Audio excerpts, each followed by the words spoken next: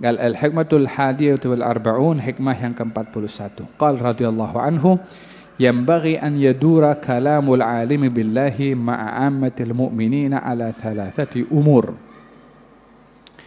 Seharusnya pembicaraan orang alim itu ketika berbicara dengan orang-orang awam daripada kalangan orang-orang beriman tidak terlepas daripada 3 perkara. Tidak terlepas daripada 3 perkara. Orang alim bila bicara dengan orang awam, subjeknya, tajuknya tidak boleh lepas daripada 3 perkara.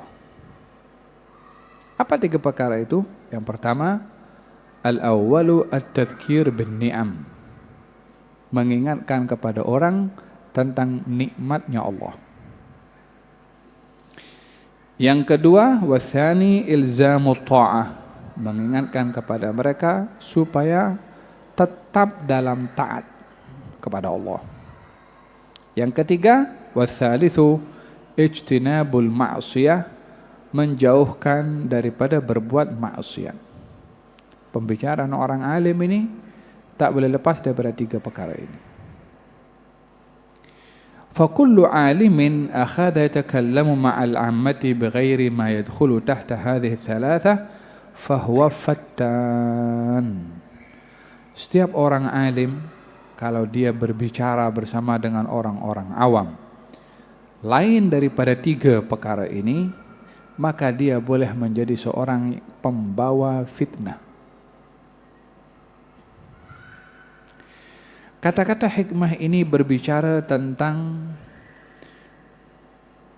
alim, muta'allim, dan juga hududul ilm.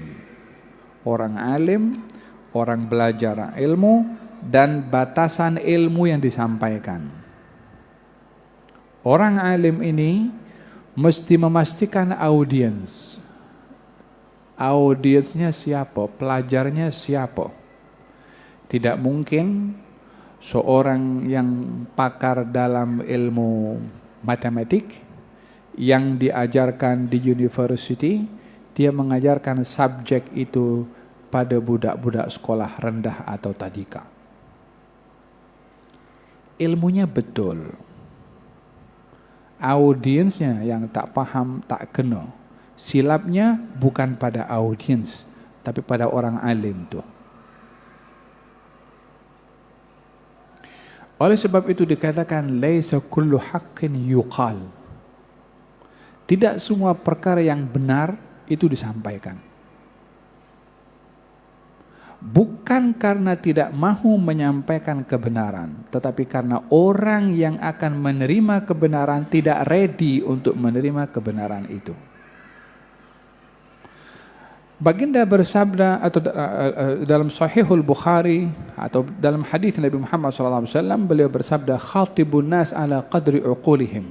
Ajaklah orang berbicara mengikut tahap kemampuan akal fikiran mereka.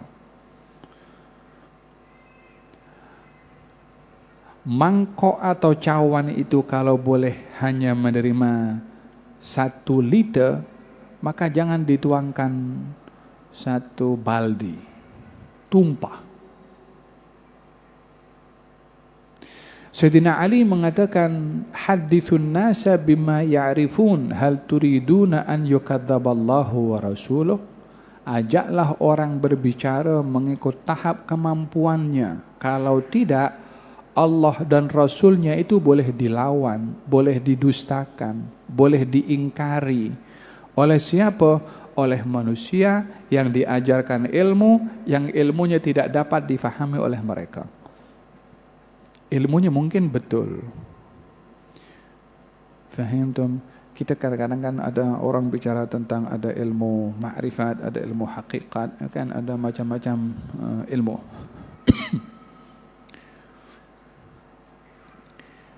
Orang yang berbicara tentang ilmu hakikah, tentang tentang ilmu yang halus, dalam ketinggian orang yang mengenali Allah Subhanahu wa ta'ala dengan pengetahuannya, lalu diajarkan di kalangan orang awam. boleh jadi kufur orang awam kalau silap dalam memahami. Oleh sebab yang demikian kata Sayyiduna Ali ibn Husain, katanya, inni la aktumul ilma jawahirahu kay la yaradu lah jahlin fayaftatina. Saya ini ada ilmu, tapi saya tak sampaikan kepada orang. Karena orang yang saya sampaikan kalau dia tak reti, maka dia boleh terkena fitnah dengan ilmu yang saya sampaikan. Ilmunya betul, orangnya alim, yang belajar tak bersedia menerima ilmu itu. Faqad taqaddama fi hadha Abu Hasan wa wassa min ba'dihi al-Hasana. Ayahku pun juga berpesan demikian kepada saya, kepada ayah saya. Jauharu ilmi law abuhu bihi laqila li anta mimman ya'budul wathana. Ilmu yang ada sama saya ini, intipati ilmu, kalau saya sampaikan kepada orang yang tidak boleh paham, orang akan tuduh saya penyembah berhala. Padahal itu intipati ilmu, sarinya ilmu, lub, yakni murninya ilmu. Tapi karena yang belajar tidak faham tahapnya, maka dia akan tuduh saya penyembah berhala. Tak cukup itu, walastahalla rijalun muslimuna dami yarawna akbaha ma fa'alu hasana. Dia akan tuduh saya sembah berhala, dia akan tuduh saya kufur, dia akan tuduh saya halal darah, dan dia akan mengatakan dengan membunuh saya sebaik-baik amal perbuatan baik. Apa puncanya? Ilmu yang tidak difahami. Oleh sebab itu, bila kita ingin belajar, pastikan tahap kita itu pada level mana. Jangan dalam tahap yang masih dasar, basic, kita nak baca kitab yang high level punya. Yang dikhawatiri itu salah fahamnya, bukan kitabnya, tapi salah faham orang yang belajar ilmu itu. Oleh sebab itu kata Imam Al-Haddad di sini mengatakan, sepatutnya bagi orang alim dahulu ada di zaman Nabi SAW, tahap pemahaman ini berbeza satu dengan yang lain ya. Dalam Al-Quran ketika Allah Subhanahu Wa Taala berfirman tentang puasa Ramadan, katanya fakulu washrabu hatta yatabayyana lakumul khaytul abyadu minal khaytul aswadi minal fajr. Makanlah kamu, minumlah kamu tak mengapa, sehingga nampak pada kamu benang putih dan benang hitam pada waktu fajar. Al-khayt benang, al-abyad putih, al-aswad hitam. Allah sebutkan di sini benang hitam atau benang putih dan benang hitam. Ada satu orang sahabat Nabi, dia ambil benang putih, ambil benang hitam, dia letakkan di biliknya, di tempat katilnya, di punya firash, di punya tempat tidurnya. Dia tengok, bila aku dapat bezakan benang putih dan benang hitam, maknanya itulah habisnya waktu untuk aku boleh makan dan minum ketika berpuasa. Yakni bermulanya puasa setelah aku dapat membezakan benang putih dan benang hitam. Padahal maksud ayat itu, benang putih maksudnya itu cahaya fajar, benang hitam maksudnya malam.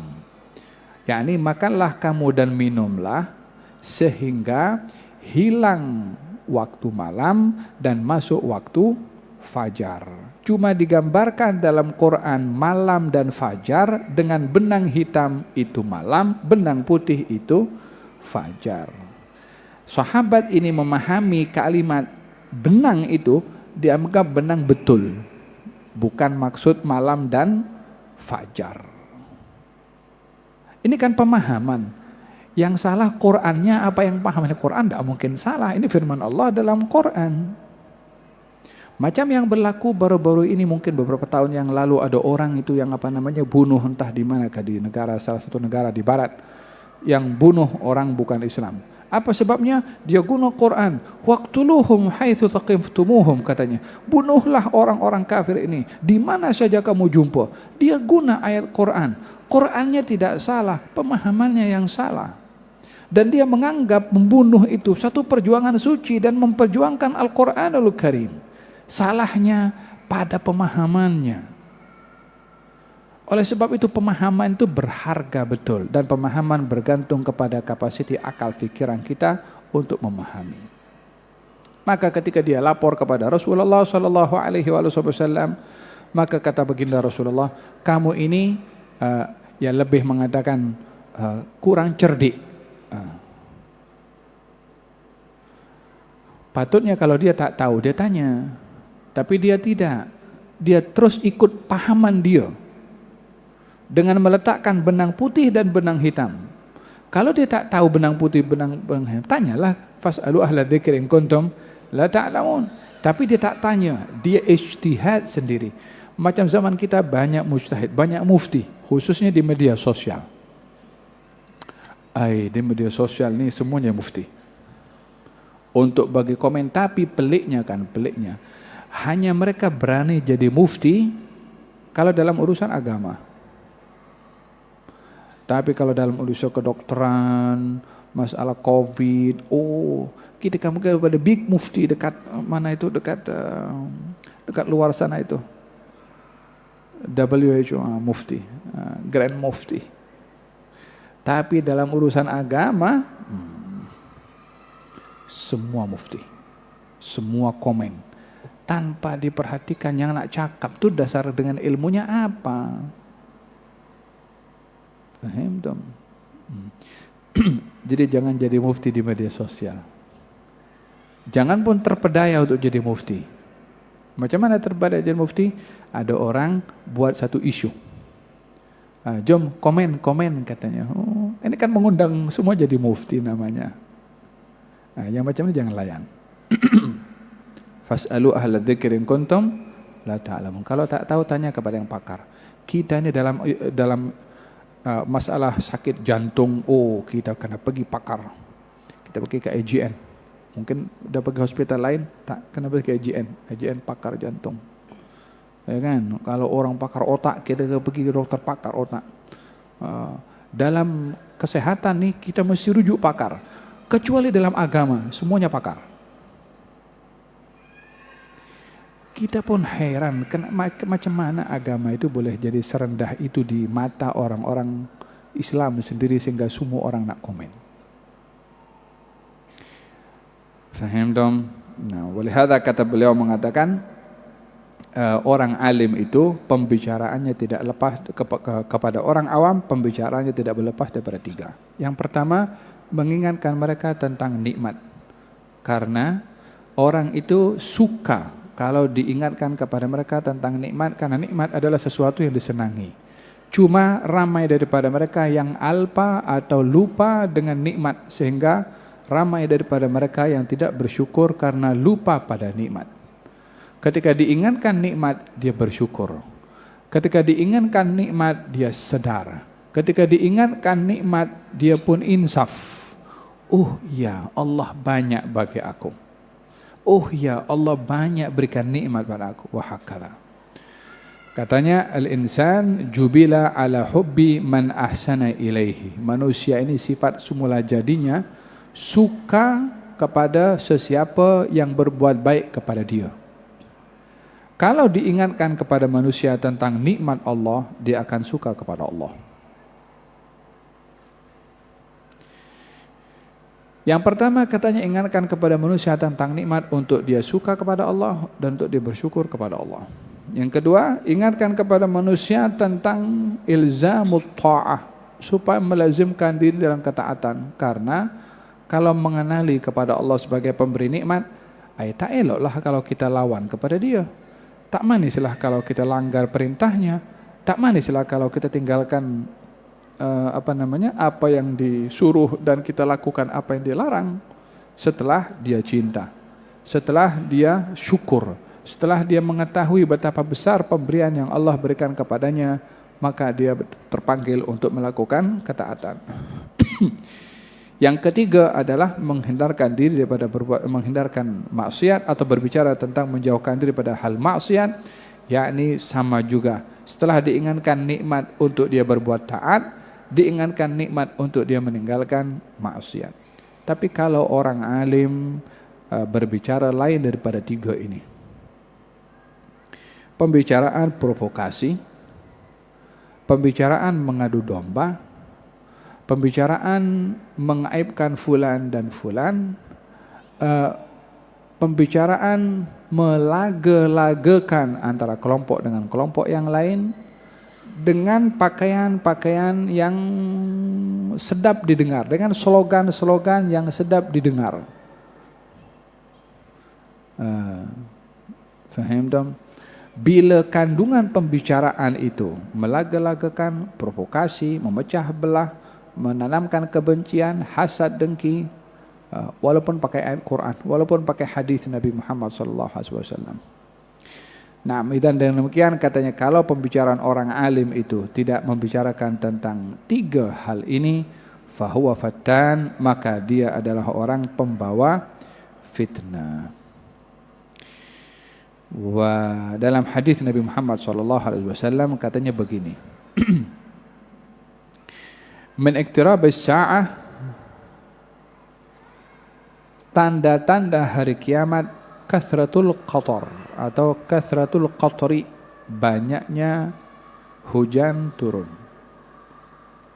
Kalau hujan turun di Malaysia wala di Nusantara ini kita tak heran, memang ada musim hujan. Tapi kalau hujan turun di negara-negara yang jarang sekali turun hujan, barulah kita agak pelik. Dan itu sudah pun terjadi. Kathratul qatri. Di antara dekatnya hari kiamat, banyaknya hujan turun.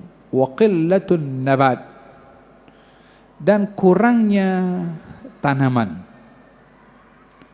Kurangnya tanaman di sini dengan bukan karena orang tidak menanam, tapi tanah-tanah yang boleh digunakan untuk menanam digunakan untuk hal yang lain, untuk pembangunan, untuk macam-macam lah, menyebabkan orang menanam jadi kurang. Paham dong? Kita punya tanah di Malaysia ini besar, banyak yang kosong. Tapi dalam makanan kita masih import daripada luar. Ya kan? Taib, katanya juga.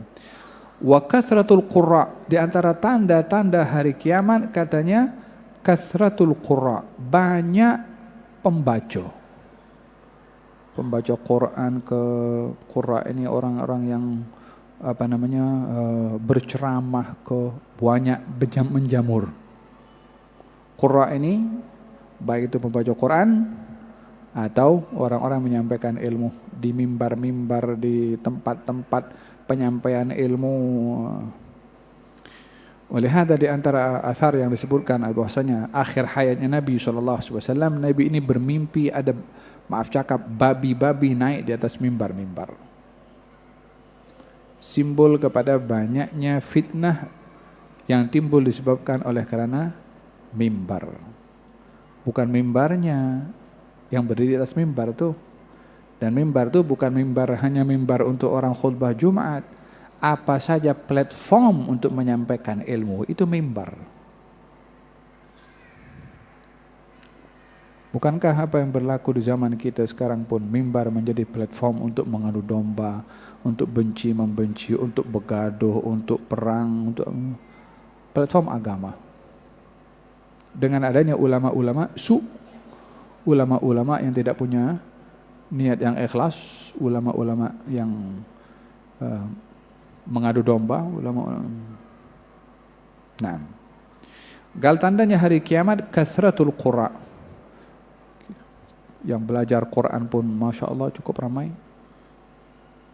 Nah, wa qillatul fuqaha, tanda hari kiamat pun kurangnya orang-orang yang faqih, orang-orang yang paham agama, yang belajar ramai, yang ceramah ramai, yang paham sedikit, yang ikhlas sedikit.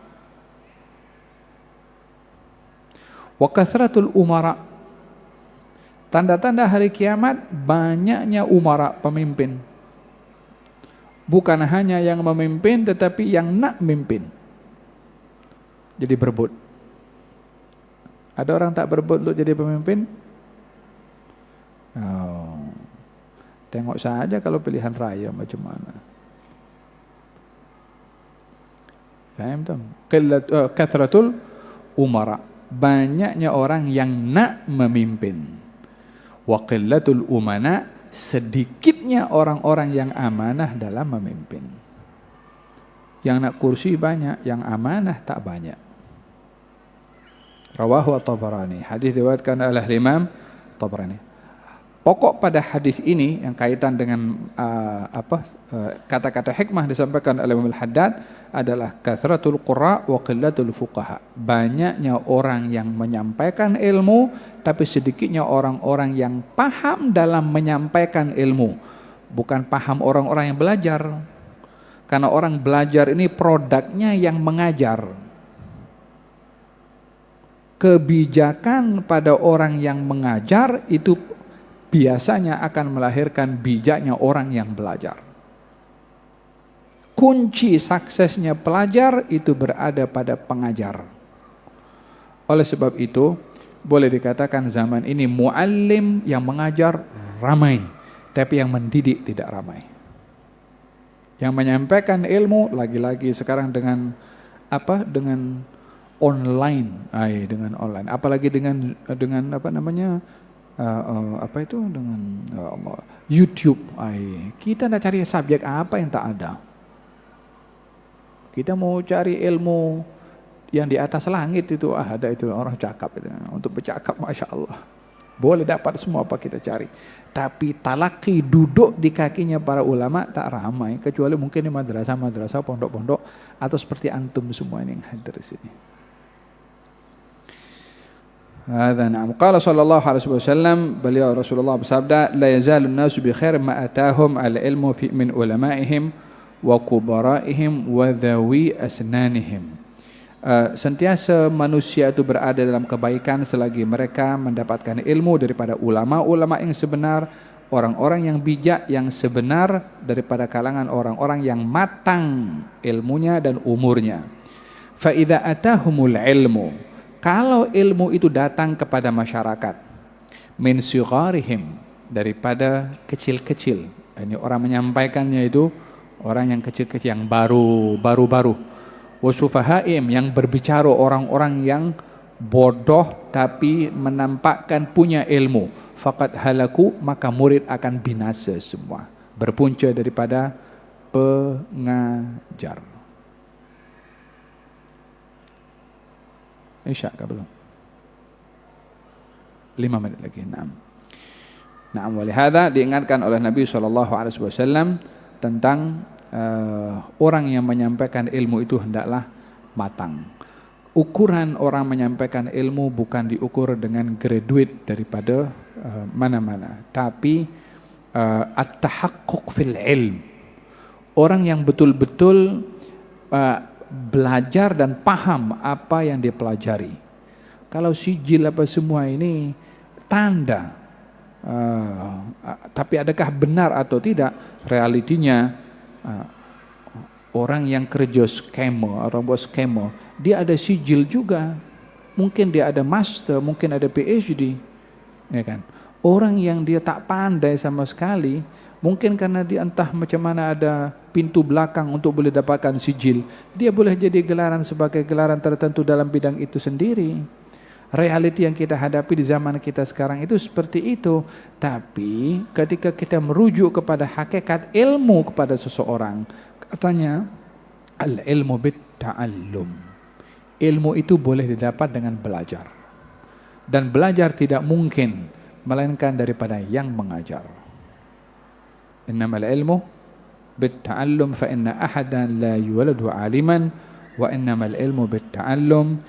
Seseorang tidak dilahirkan menjadi orang yang berilmu, tetapi dengan ilmu itu boleh didapat dengan dia belajar. Gal yang terakhir, hadis Rasulullah SAW, ya'ti 'ala an-nasi zamanun takthuru fihi al-ahadith hatta yabqa al-mushafu 'alaihi al-ghubar la yunzaru ilaih. akan datang satu zaman kepada manusia di mana banyak orang berbicara tentang hadis. Orang berbicara tentang hadis. Hatta la yabqal mushaf, sehingga tidak tersisa pada Quran, pada mushaf, kecuali di atasnya penuh dengan debu. Sekarang kita punya zaman kan cakap hadis, ini hadis apa? Dhaif kah atau maudhu?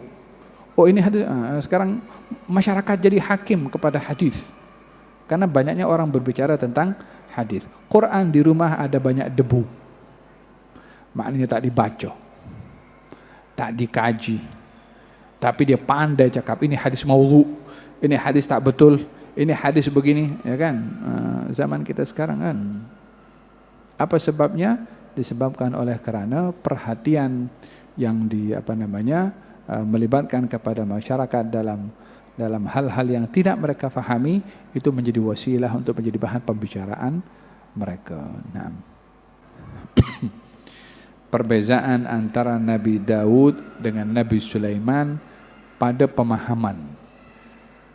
Kadang-kadang orang-orang yang high level pun juga pemahamannya itu berbeza. Oleh sebab itu, ulama berbeza pendapat satu dengan yang lain, yang berbeza pada pemahaman. Ayatnya sama, hadisnya sama, tapi cara memahaminya berbeza. Berbeza itu wajar selagi perbezaan itu ada dasar. Yang tidak wajar kalau perbezaan pendapat yang tidak berasas.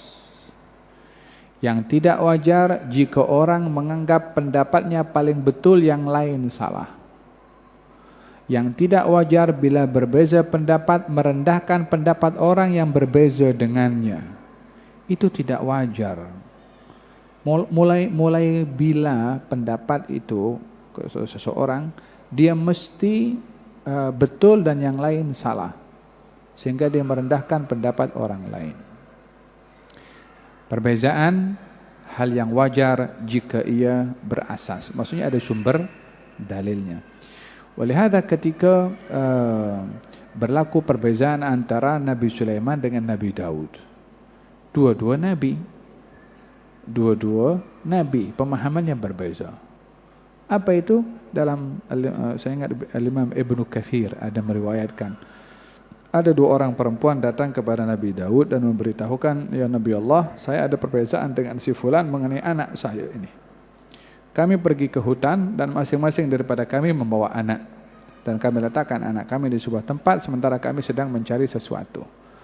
Tanpa disedari, serigala datang dan makan salah seorang daripada anak kami. Maka anak itu pun ditelan oleh serigala, yang hidup hanya satu. Maka saya kata ini anak saya, dia kata ini anak dia. Jadi yang ini anaknya siapa? Kita tak ada tes DNA masa itu. Kata Nabi Sulaiman mengatakan kepada dua orang perempuan itu, siapa di antara kamu yang paling tua umurnya? Katanya saya. Katanya kalau begitu ini anak milik kamu. Diukur dengan usianya. Sebab masing-masing tak ada bukti. Ini tak ada bukti, ini tak ada bukti, kecuali dakwahan sahaja. Selesai daripada keputusan Nabi Sulaiman, Nabi Daud, dua perempuan ini berselisih dengan Nabi Sulaiman dan ditanya apa yang berlaku, katanya begini dan begitu. Kata Nabi Sulaiman, kalau aku yang hakim, aku tak akan putuskan seperti itu. Berita sampai kepada Nabi Daud. Kata Nabi Sulaiman, kalau saya jadi hakim, saya tak akan putuskan seperti itu. Ketika sampai berita itu kepada Nabi Daud, dipanggil oleh Nabi Daud, dan kata Nabi Daud, kalau kamu hakim, apa yang kamu putuskan? Dipanggil kedua-duanya perempuan itu dengan membawa anaknya. Lalu kemudian kata Nabi Sulaiman mengatakan, mana buktinya kalau ini anak kamu? Kalau tidak ada. Apa buktinya kalau ini anak kamu? Keduanya tidak ada, sekedar saya tahu, saya yakin. Maka Nabi Sulaiman mengatakan, oleh karena kamu tidak ada punya bukti yang kuat, saya akan memutuskan untuk anak ini dibagi dua. Macam mana kalau ambil pisau? Gali ambil pisau, nak dibelah jadi dua oleh Nabi Sulaiman. Ketika dia ambil pisau, salah seorang daripada perempuan itu mengatakan, ya Nabi Allah, saya tarik kes. Ya betul, anak ini anak dia. Satu orang tarik kes. Kata Nabi Sulaiman, ini anak adalah anakmu yang tarik kes tuh. Sebab yang tarik kes itu tahu ini anak dia. Sebab itu dia tak mahu dibiarkan untuk dibelah dua. Kalau begitu tak ada siapa yang diuntungkan, dia tetap akan mati juga. Sementara yang diam itu, yang tak tarik kes, dia tahu kalau yang mati anak dia. Kalau ini anak dibunuh pun juga dia tak rugi apapun, anak dia dah mati. Sama-sama menghukum menghadapi satu kes dengan cara pemahaman yang berbeza. Ini berharganya pemahaman. Walihad dalam Al-Quran Allah berfirman, fafahamna Sulaiman. Kami beri kepada Nabi Sulaiman pemahaman. Dan tahap pemahaman adalah berbeza satu dengan yang lain. Kalau Syekh Abdul Qadir Jailani ada berkhutbah. Setelah anaknya berkhutbah 1 jam full. Biasa je orang tak goyang pun apa. Syekh Abdul Qadir Jailani khutbah dalam 2 saat lebih kurang. Hanya mengatakan, semalam saya bermimpi ada kucing curi ikan. Satu majelis menangis semua karena kucing curi ikan. Ayatnya kucing curi ikan. Pemahamannya masing-masing yang hadir itu paham dia curi dosa orang, dia ambil hak orang, dia zalim pada orang, dia jahat pada orang, dia ganggu pada orang. Merasa dirinya kena tegur melalui simbolik kata-kata kucing curi ikan. Siapa yang bagi paham kepada orang-orang itu? Allah Subhanahu wa taala. Faham dong?